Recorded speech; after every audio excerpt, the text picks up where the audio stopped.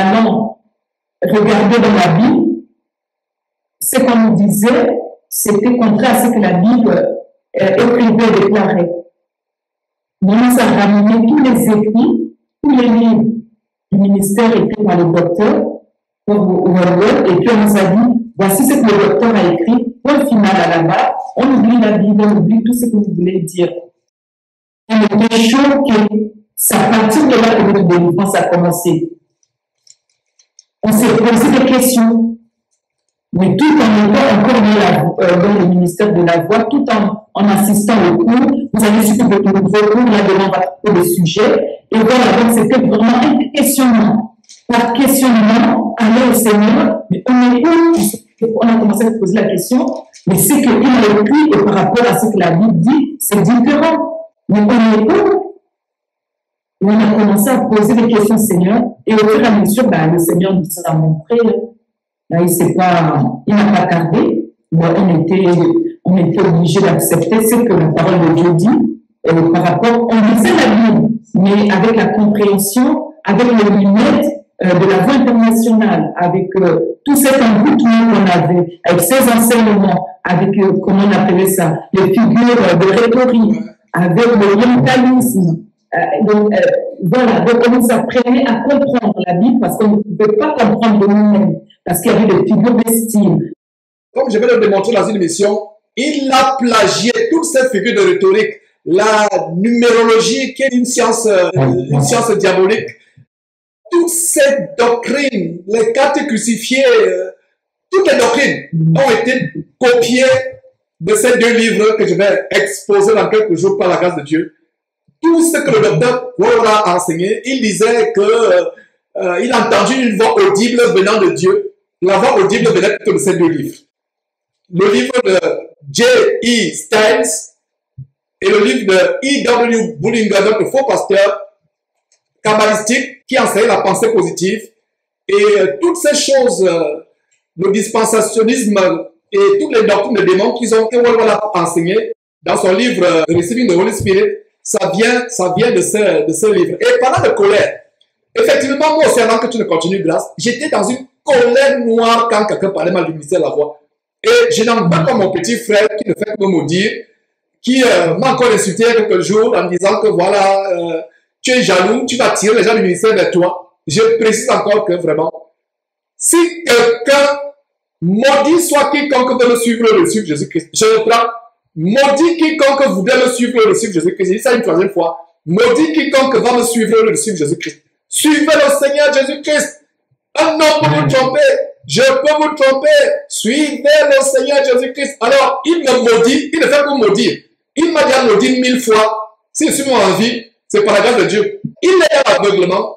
Et Simon Pierre, tu es la deuxième personne dont je prononce le nom après Dieudonné Didungu du Canada. Je t'aime beaucoup. La férocité de la dénonciation, c'est parce que Dieu m'a mené à dénoncer.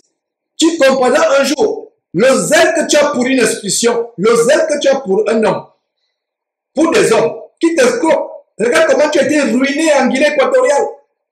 Aujourd'hui, tu es presque sans abri parce que tout ton argent est parti dans le ministère de la Voix. Et voilà comment ta femme qui aussi est dans le ministère de la Voix t'a abandonné pour aller avec plusieurs hommes. Aller à gauche, à droite. Et cette débauche, comme on vient de montrer, vient du ministère de la Voix, dont le fondateur propageait. Le fondateur propageait la débauche à gauche, à droite. Ce n'est pas normal, et vous allez d'ailleurs revenir là-dessus. Et c'est terrible, donc comprenez que nous vous aimons. Je vais interpeller quelques noms. Je vais commencer par Dieudonné Didungu. Si tu m'écoutes, repends-toi. Tu m'avais conseillé de suivre la vidéo Le Secret de la magie juive kabbalistique qui apprend comment acquérir le secret des richesses des juifs. J'étais déjà aux États-Unis, tu étais au Canada, tu m'as conseillé ces livres, j'ai refusé. Et plus tard, je me rends compte effectivement que le ministère de la Voix enseigne la kabbale juive, la magie juive, de manière tellement subtile. Et d'ailleurs, tu en parlais dernièrement, comment dans les cours fondamentaux, il te montre comment transformer ton intelligence, comment focaliser ton intelligence pour capturer ce dont tu as besoin. Je ne sais pas si tu peux élaborer cet aspect, Jean-François, s'il te plaît. Oui, c'est vraiment la grande alliance finalement, c'est ça. Ouais. Bien. c'est vrai que alors, j'ai suivi ta vidéo dernièrement concernant voilà, les pratiques kabbalistiques tirées de la magie juive babylonienne, hein, finalement, puisqu'on remonte à Babylone, dans l'Église, dans les assemblées, et pratiquée par bon nombre de pasteurs. Et effectivement, on s'aperçoit que dans le ministère de la voix, la carte maîtresse est la subtilité. C'est-à-dire que beaucoup de choses sont faites subtilement, avec un vernis chrétien, mais quand on creuse un peu et quand on a les yeux pour voir, quand Dieu nous donne le discernement, vous pouvez voir que derrière, il y a des choses qui sont tout sauf bibliques. Et concernant donc le secret, quand j'ai regardé un petit peu ce documentaire, j'ai compris le principe qui était derrière, puisque qu'est-ce que nous enseigne le secret? Le secret, finalement, nous enseigne qu'il y a une loi qui s'appelle la loi de l'attractivité. Et cette loi de l'attractivité, quand vous la pratiquez, vous permettrez d'attirer à vous la richesse, l'argent, voire ce que vous désirez obtenir. Et j'ai su rentrer en moi-même, je dis, mais quand même, Wendell était vraiment très, très doué finalement. Parce que, et moi j'avais compris, quand j'ai quitté le ministère de la Voix, que la loi de la croyance, telle qu'on enseigne dans le ministère de la Voix, ne pouvait pas être biblique. Pourquoi? Parce que on vous enseigne donc la loi de la croyance. Je ne parle pas de la foi. Je parle de la loi de la croyance au sein du ministère de la Voix, donc de Zoé International.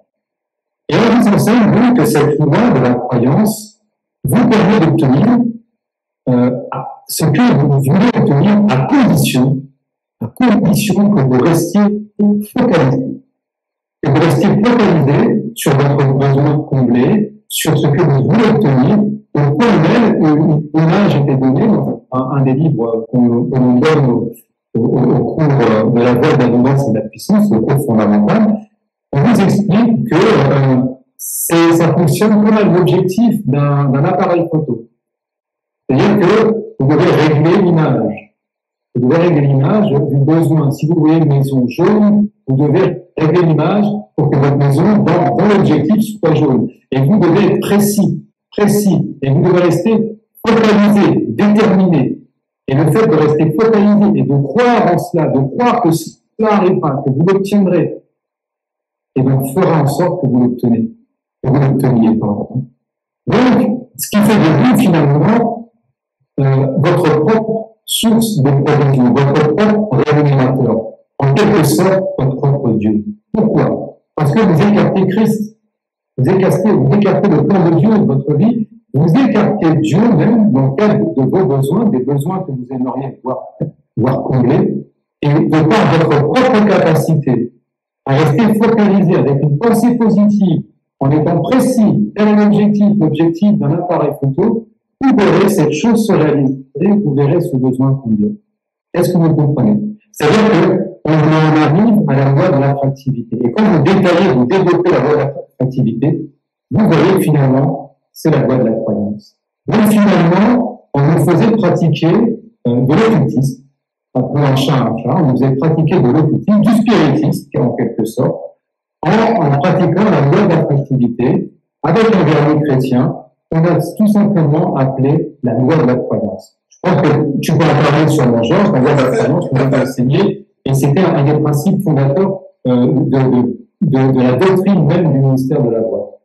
Je suis tellement content de ce que tu as tellement bien compris cette émission que nous avons faite il y a quelques jours. D'ailleurs, vous pouvez la suivre, elle est affichée sur votre écran. En fait, c'était dans le cadre de la dénonciation d'Ivan Castano avec des influenceurs tels que Philippe Simo et autres influenceurs qui vous incitent à rechercher, à vous enrichir, et la Bible, le Seigneur Jésus nous a mis en garde. Il est plus facile pour un chameau d'entrer par le trou d'une aiguille que d'un riche d'entrer dans le royaume de Dieu. Donc, la magie juive kabbalistique, ça vous enseigne comment transformer votre intelligence en un véritable aimant qui attire tout, richesse, prospérité, bonheur. En fait, vous avez besoin de Dieu. Et d'ailleurs, sa mort a été cachée. Nous avons montré comment sa mort a été cachée. La mort de Wendell a été cachée. Il y a d'ailleurs une vidéo qu'on a montrée. Vous pouvez aussi suivre la vidéo qui s'affiche sur votre écran. Allez suivre cette vidéo. Comment la mort a été cachée, la mort de Wendell. Il est mort ayant un cancer du foie et un cancer des yeux. Un œil a été arraché avant sa mort. Il avait été victime de plusieurs accidents cardiovasculaires. Un œil a été arraché par chirurgie. Sa mort a été cachée.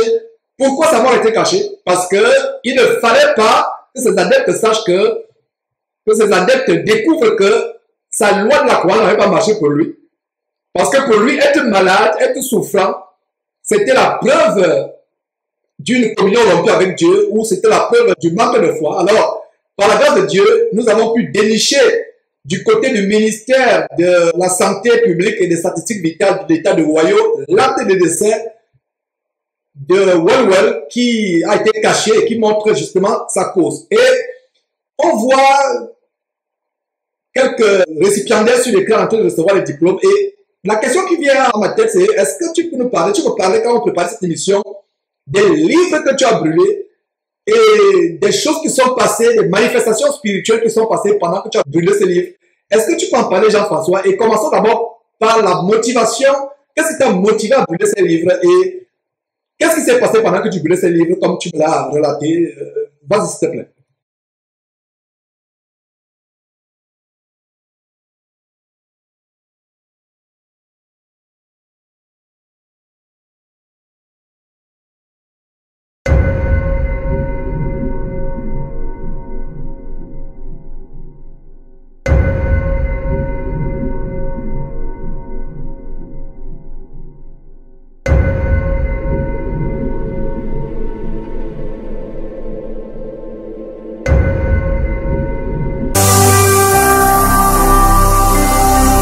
Jésus-Christ TV,